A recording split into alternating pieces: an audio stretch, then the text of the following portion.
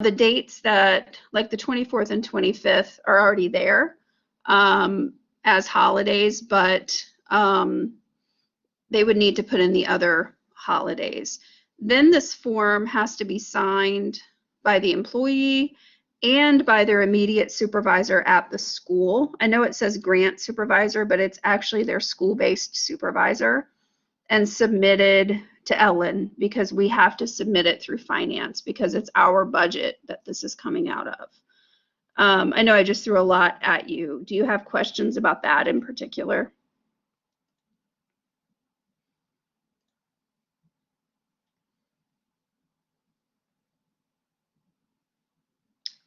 Like I said, it does need to be a teacher level person. I don't know if you're going to have one per school. It may depend on the needs and the considerations of your teams in your building. We do have a group. Laura, we're going to put it all up on the DPE intranet for people to grab, much like we put up the information. So Sarah, if nobody signs up, we do have a central group, and we'll know what kind of programs they're certified in and what they can do. So we'll be able to match them up. Again, we'll post all of this once it's ready. And just a quick check-in with you all. Do you think it would be helpful to post this, a dummy PAR or, sheet for folks? Because honestly, I had to walk through it myself in order to understand what exactly we're asking people to do. And so I don't want to assume that other people are as slow as I am at this, but no, Dawn, I was just going to say, I think y'all would need another demo with you too. So yeah, if you could. I was just thinking about that, taking notes and going, I need another demo from Dawn. So this, like I said, I apologize that this is just that it's taken us so long, but the ball keeps moving on us. And we, like I said, we had an 1.5-hour meeting this morning with the folks in finance, and most of that meeting was centered on us ironing out our directions and ironing out the process, because we were getting different information from different groups. And so I think we're just about ready. So we'll make sure to put out, probably through your PSL, all of this package to you all.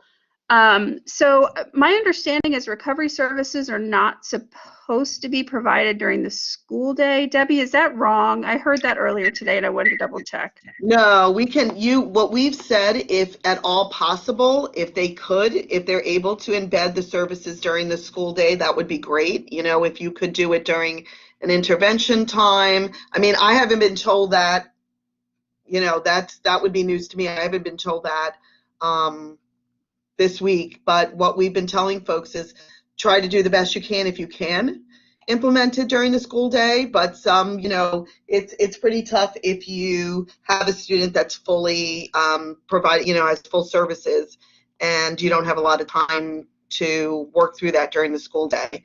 Dawn, there was a question here. Let me see. What if no one from your school signs up to provide those services? Thank you. So you talked about that one already. Let me just make sure. I thought there was one. Yeah, I'll let Ellen jump in on that. I know she's keeping track of the applicants to provide the services. Yeah, and it says, is this only being used if it is outside of our contract hours? Is the other question, Ellen. Right. So we're only paying people if it's outside their contract hours, and I am keeping a list of people and what they're trained in instructionally, and so I'm going to be prepared when this whole packet goes out to collect schools' needs in terms of instructionally for recovery teachers and also in terms of KTEA testers. I know that there's been a big stretch in a lot of schools when it comes to maybe having a few KTEA testers that have really big caseloads or are out on ADA. So we're also going to have people who are available to work after contract hours and do KTEA testing at other locations. So we're getting prepared, and when this whole package goes out, be forms to fill out for all of those things so that I can get you people that specifically meet your needs. Okay, and there is a question from Amy about IEP hours. So Amy, for a virtual student, let's say you have a student that's going to be virtual all year long, you could do it if this student doesn't receive any services during their asynchronous time. There could be time if the teacher also has time in their schedule to do those hours during the school day. You could do Mondays, but I know we want to make sure that teachers are getting their planning periods on Mondays. So, I think you need to be really careful about that. I'm not going to say that, related services may be able to do that. There are some recovery services on Monday, but I think a teacher, we need to make sure that they're getting the planning in place. Trying to think if there is anything else. Okay.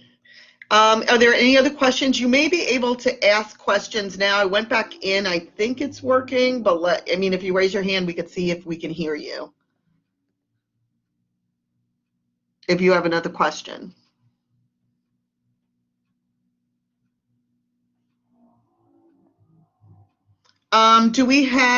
Is there any information from OCEPS or OSEI staff that they would like to share about recovery services that I haven't mentioned or talked about so far? Dawn or Angelina, Christina, and anyone from OSEI that I may not have covered that you think it would be important to mention? Jessica? Let's see if we can hear you, Jess. I think I fixed it. No, I have to make you presenter. Sorry. Go ahead, Jessica.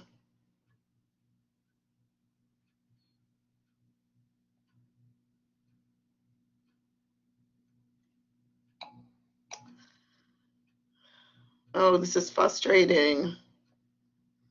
Okay, so Ellen, did you make her a presenter? I'm good now. Oh, there you go. Oh, is it working? Oh, there we go. It came in. Okay. All right, perfect. Jessica, what was your question? I kind of just had a broad, I guess it's a question, but just also a consideration. Looking at some of the schools that I support with enhanced OT or like self-contained Cat B programs like IDS. Some of my teams have expressed like significant regression and not just academic skills, but behavioral as well. And so we're starting our planning meetings to talk about recovery, and this is kind of coming up of how many areas to address in recovery are too many, but also, how do we prioritize what to service and when? I mean, there's only so many out of contract hours in a week, especially for our students accessing, completely self-contained services. And so I don't know if it's something that can be answered right now, but just as a consideration as we're having this conversation, to think about on that broader scale. Thank you, Jess. Yeah, I've gotten that question before, and it's really hard to determine which skill you want to work on first. If you have multiple skills, you're right. You can only do so many at a time, and the student sustainability to get to make progress and to be able to get something out of the recovery services when you're trying to do too much. You have to think about that as well. So what I would say is, and we can talk with, I don't know if Jagnu or anyone from OSAI, but prioritize the service or the skill that you believe the student would make the most benefit at now, can cross over to other areas. I don't know if anybody else has any thoughts about that.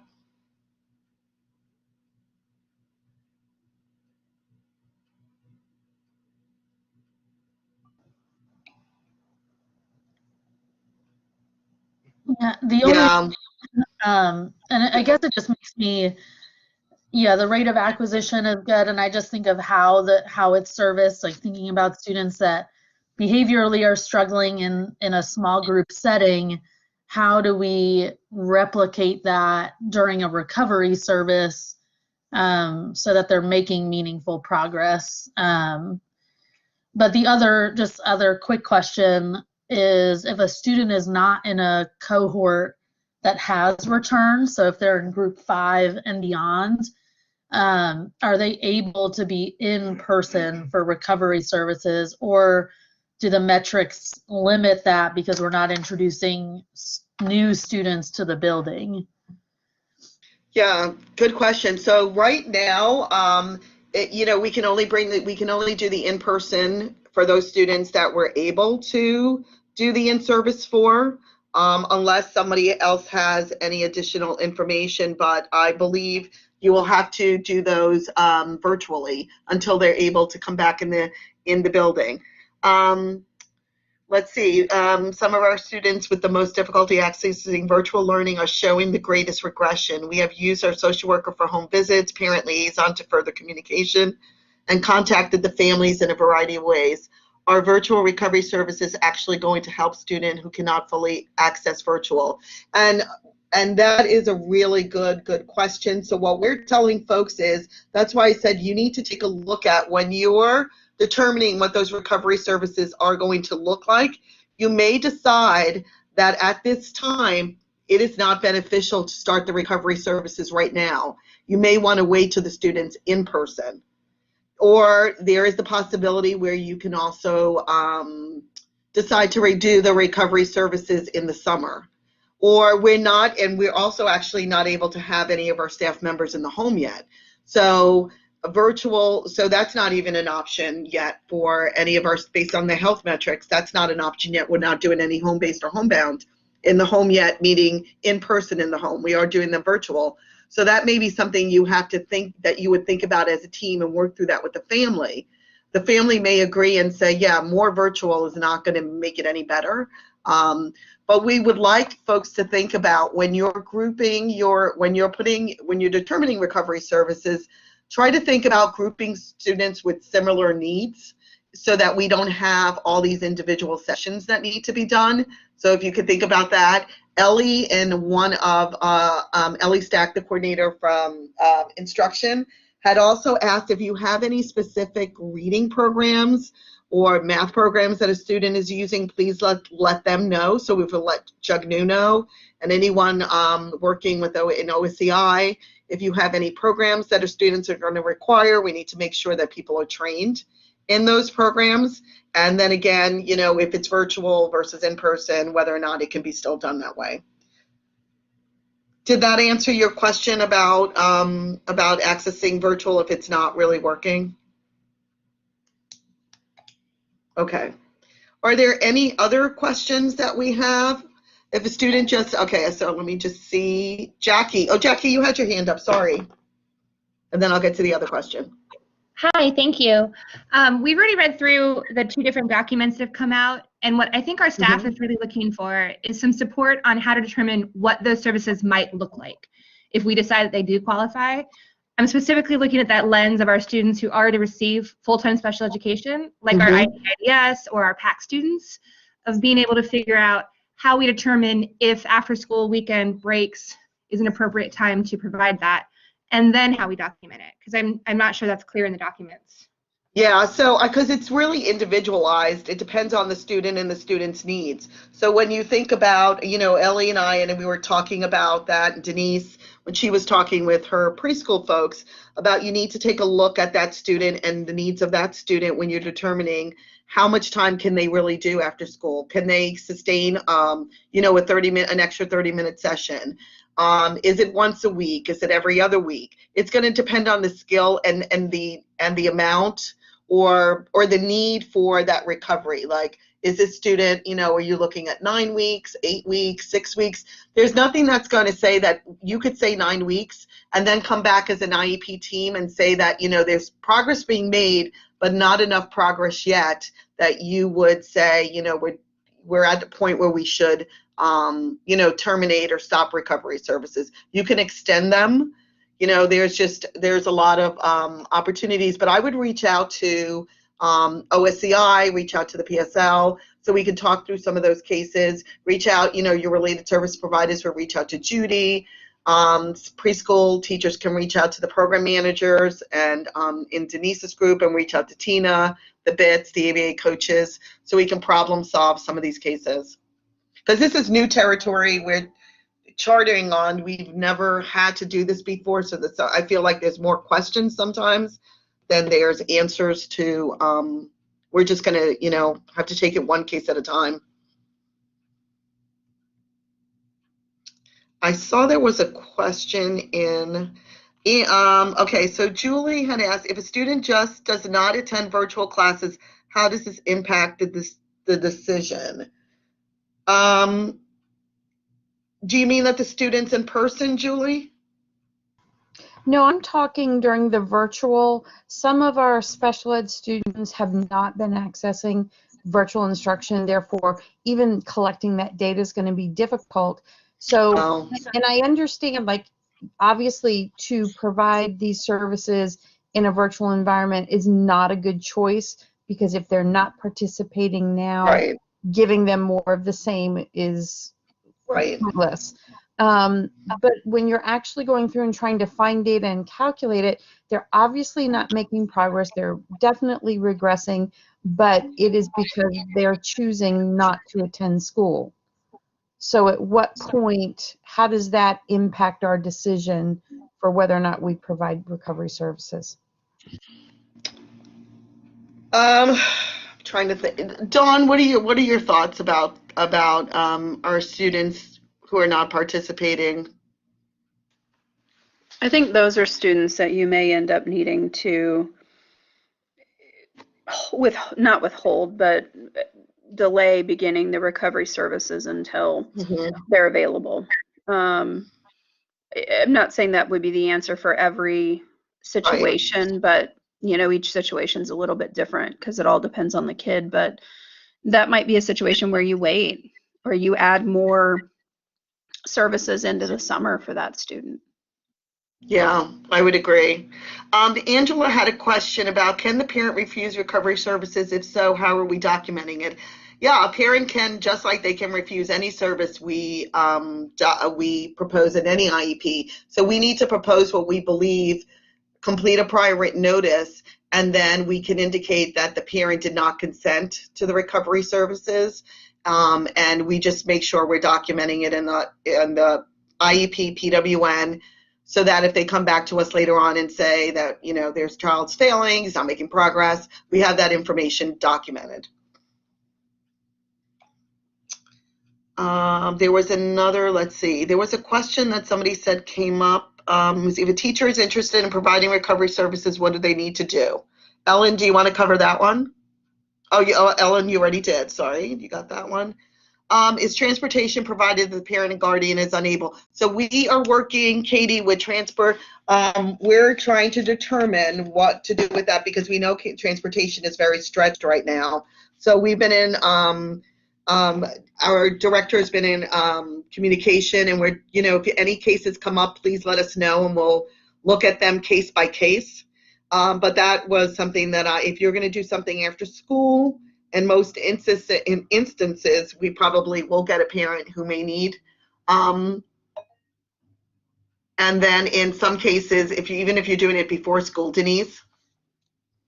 I don't mean to interrupt you, but it does look like there's an additional 5 presenters in the list. So if you go underneath the moderator link, or the moderator list, there's 5 people there who are waiting in line for you to ask a question. That's okay. Okay, Emma? I'm sorry, I don't have a question. I'm not sure why I was made a presenter. I think it was Emily from the beginning. No, I was making presenters in case they wanted to follow up on their questions, but I can lower them now. Okay. So does anybody, Kiana, did you have anything? Or Katie, I think we answered your question. And Ryan. Let me look to see. So regarding transportation, if you know prior to the meeting, that parents sometimes will let us know prior to the meeting that they may ask or it may come up.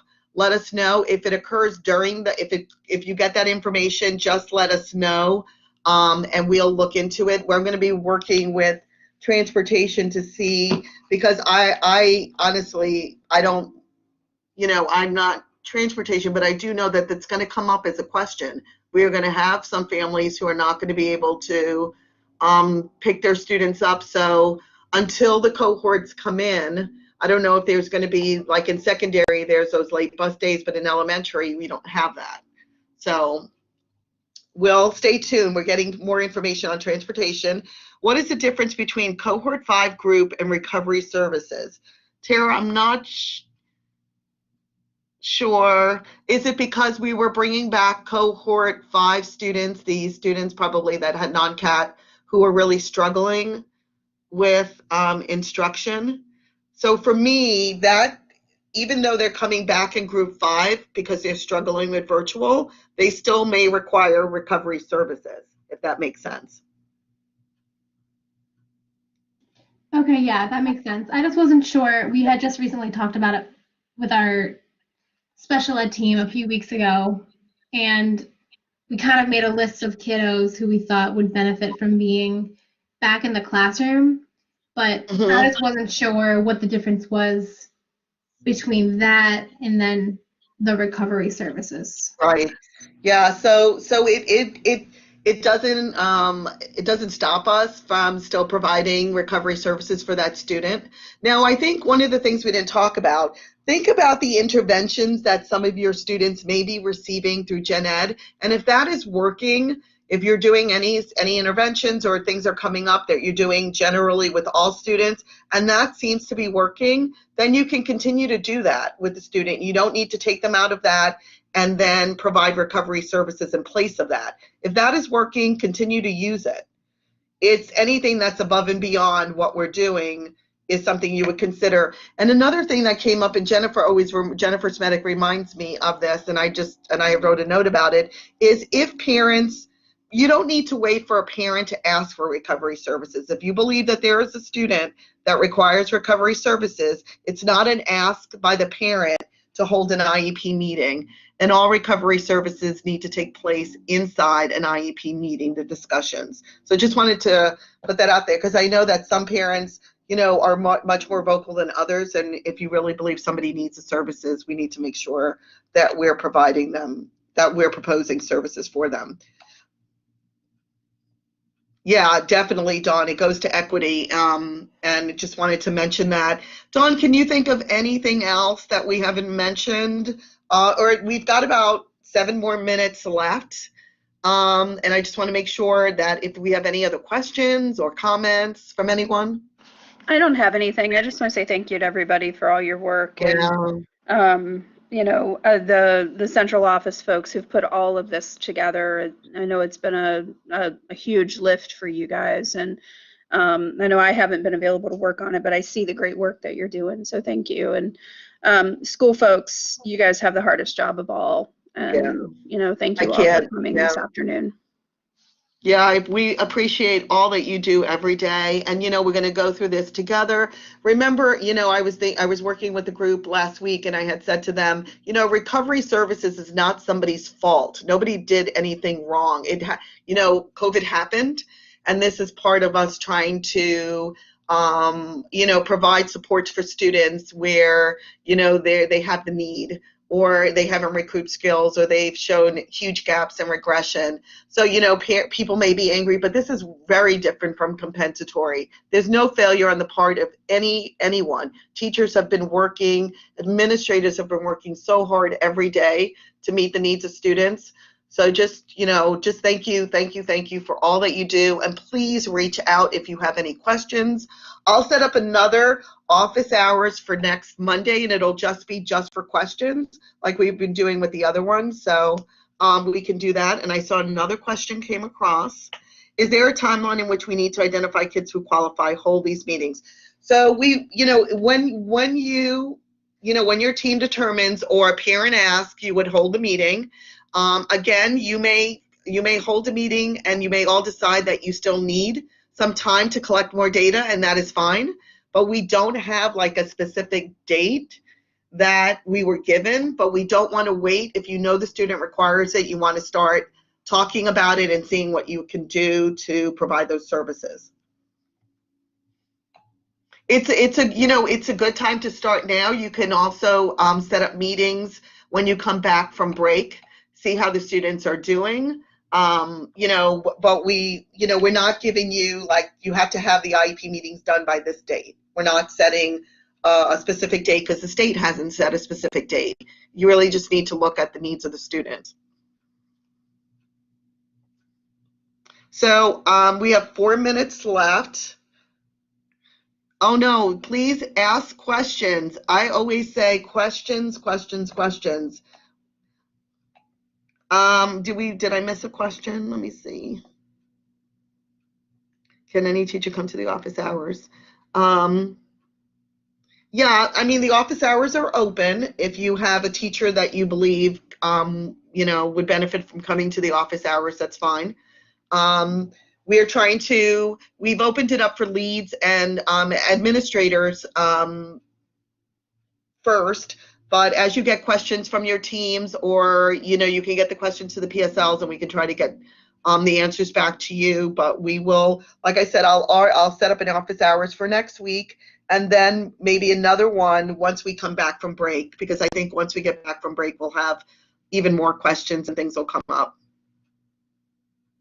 Okay, should we propose recovery hours even if we are aware parents cannot or will not participate in regular virtual instruction? Yeah, we have to propose recovery hours regardless. But again, you can delay the start of those hours. So the day of your meeting does not need to be the date of the start of the recovery hours, if that helps. Thank you all so much for coming. Again, reach out to any of us, Ellen, if you have questions, Dawn, myself, PSLs, any of the managers, and anyone from OSCI. If you have any questions, we're more than happy to help, because your questions, I'm sure, are questions that others have, and we can post them. You're all welcome. You're very welcome, and thank you so much for being so flexible today.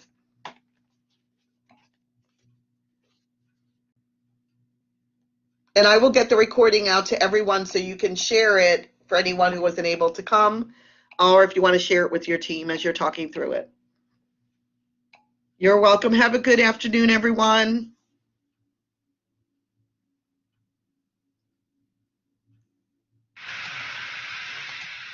Sarah, you'll need to discuss it when appropriate or a parent requests.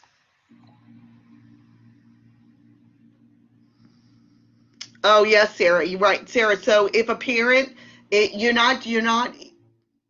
not every time you have an IEP meeting you have to discuss recovery services. You're going to discuss it at an IEP meeting whenever that is, and then you'll discuss like progress the student. You may have to hold additional meetings to discuss, the progress the student is making or lack of progress that's being made if you have to switch something or change something. But it's just, you hold a meeting, have the conversation, and then decide yes or no, and then move forward.